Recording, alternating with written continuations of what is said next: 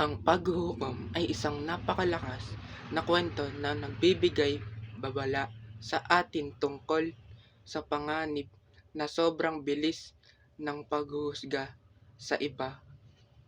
Kaugnay ito ng kaharian ng Diyos sa pamamagitan ng pagpapakita ng kabaligtaran ng nais ng Diyos.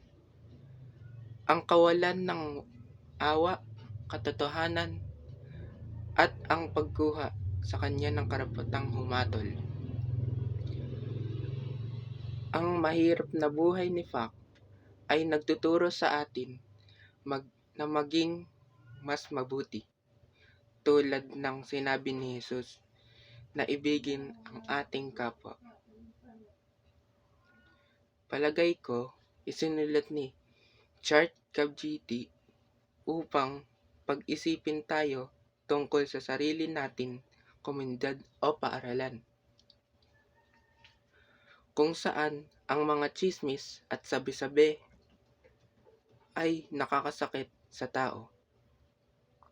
Dapat nating sikaping mamuhay ng naaayon sa kaharian, walang paghuhusga at mas maraming pagmamahal. Sa ganoong paraan, makakatulong tayong gawing mas katulad ng perpektong lugar ng Diyos ang mundo. Ang aklat na ito ay talagang nagpapadama sa akin ng lungkot, ngunit mas naging matalino rin tungkol sa pagiging patas sa iba.